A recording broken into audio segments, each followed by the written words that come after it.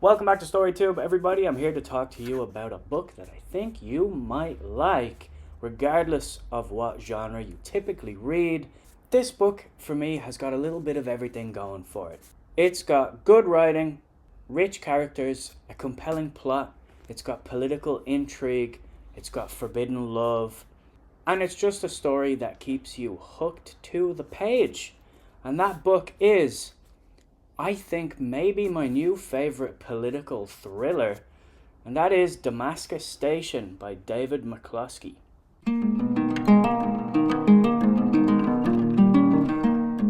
Now, this spy thriller, this espionage book, in my opinion, is also a romance novel. And I think the romance in it is very, very central to the purpose of the book. And typically, these kinds of books have that as a bit of like Hollywood drama, character drama thrown in there just to make it more exciting. But I think this book is measured and mature and kind of thoughtful with everything that it deals with, not just the romantic subplot.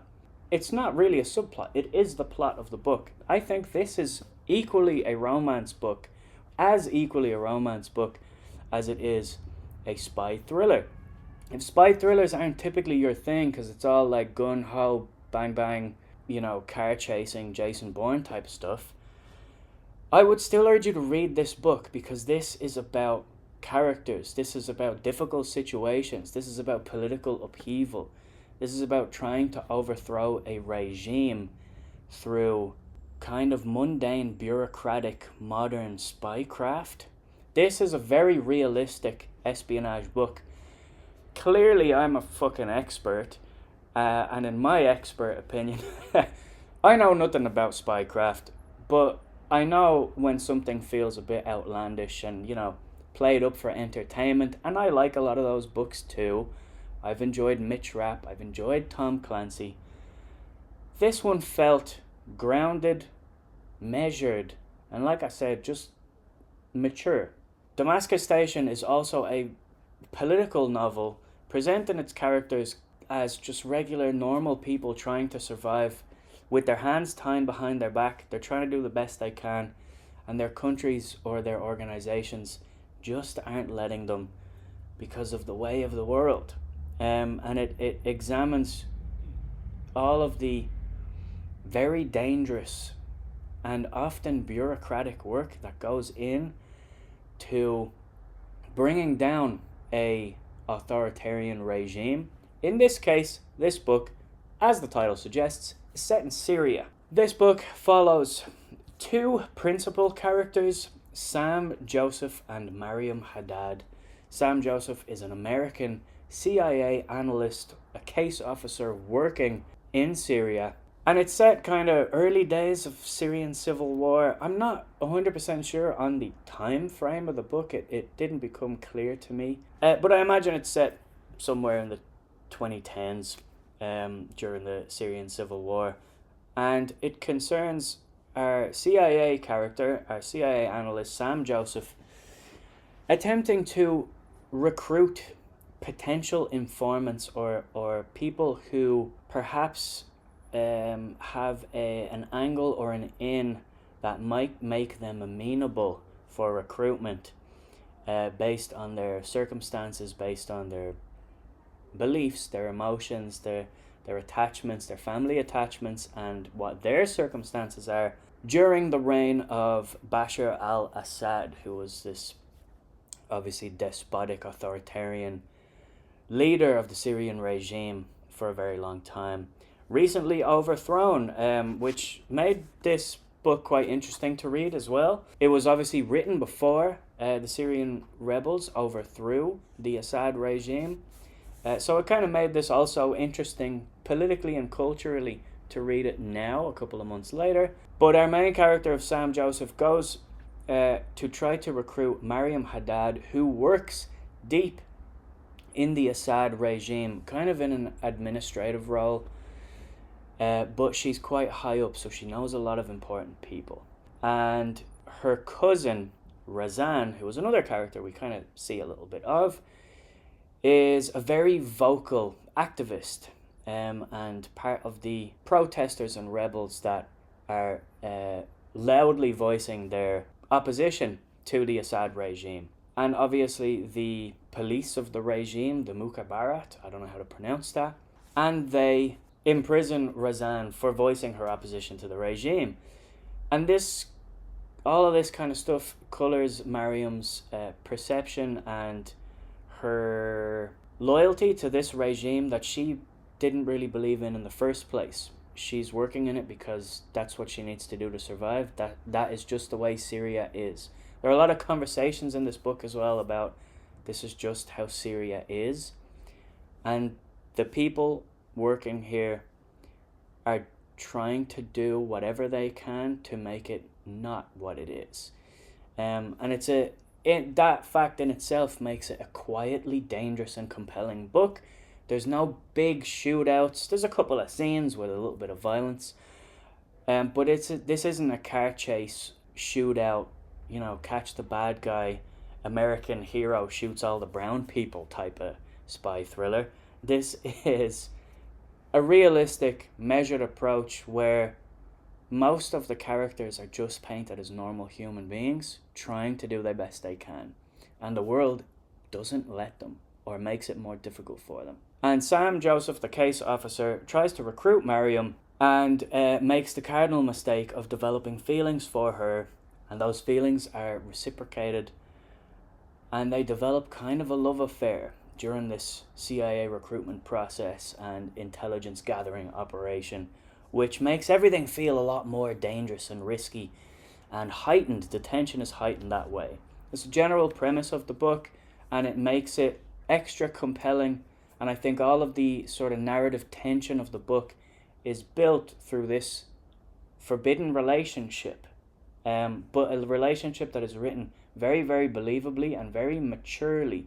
These are mature adults that are secure in their feelings and secure in their emotions, and they don't behave in exceptionally stupid emotional ways.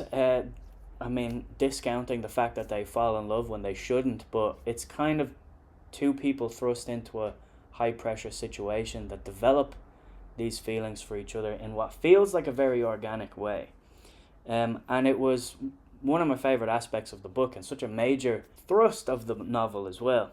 If the elements of this book kind of sound like, you might be intrigued, that sounds fun, it sounds compelling, I urge you to pick it up, even if you don't tend to read spy thrillers, even if you don't tend to read romance. I just think this is kind of a bit of a crowd pleaser book, in a sense, that it is just a gripping, entertaining novel that has something to say. It doesn't beat you over the head with anything. The writing is subtle enough that it feels both functional and nice to read at the same time, but the prose isn't overly flowery. It's very, very digestible. It's a very quick read. It's an easy read, but it doesn't mean that it doesn't lack for any depth to it. Another thing that I really personally enjoyed in this book as well was all of the descriptions of Damascus and of the food. There are so many scenes in this book that the characters are talking about food or making food that I just thought was really great. There are little details thrown in from David McCloskey, who you can tell that he has spent time in Damascus. David McCloskey himself, I actually forgot to mention, was a CIA case officer. He was an analyst working in Damascus during the Syrian civil war. So you can tell he knows his shit. This is a spy thriller kind of in the vein of John le Carré, where John le Carré worked in British intelligence and wrote about the Cold War and was very realistic. It was, people in rooms discussing things, filing stuff away, and that sort of realistic approach to spycraft. This is a modern day equivalent to that. It's obviously from an American perspective, but he does have some Syrian POVs here as well, obviously the main one being Mariam Haddad. And I didn't find a criticism that I usually have with other books like these that I enjoy, but I have criticisms for. are that they're very, they beat it hard for America, and they beat it hard for the CIA. And, you know, have my own opinions about that, but it doesn't necessarily get in the way of my enjoyment of some of those books. Like, I'm thinking about the Mitch Rapp books by Vince Flynn or Tom Clancy before he got really outrageously silly. Those books can be fun, but they're also extremely biased and not really all that balanced. This book, I didn't find that it was, the sort of savior complex and the superiority bias that I find in books of this nature. I found it a little more balanced, just people on the ground trying to do their best. And it was realistic, it was mature, it was sort of measured and kind of calm is a weird way to say or describe this book, because of everything that's going on is so filled with tension. But the book is, written with a sense of calm. Honestly, I think this book kind of has a little bit of everything. It has it all. It's got good writing, great characters, really compelling plot. It's very easy to read, it's very digestible, but it doesn't lack for any depth. I personally think that this is better than just most of the thrillers published these days. Obviously, this is a particular type of thriller, it's espionage. But even among the ones that I enjoy, I think this is better in terms of having everything that I enjoy from this genre, but also a sort of realistic, mature approach, at least from what I can tell. Like, I love the Jason Bourne movies. I don't know how realistic they are. Sometimes they feel a little bombastic. This feels like David McCloskey has done this stuff, has done this work. It's difficult, sometimes it's boring, there's a lot of waiting, but he writes all of that in a way that just feels so tense and so weighted with importance. Every decision characters make has a ripple effect. One of my favorite scenes in the book, Mariam has to put a USB key into a laptop, and it's written in such a way that makes that the most tense scene of the novel, or one of them anyway. And honestly, if a writer can make somebody putting a USB key into a laptop be a ridiculously tense scene, you're a good writer in my book. So I urge you guys to give Damascus Station a go.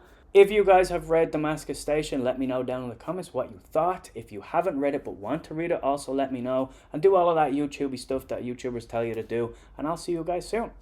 Thanks for watching.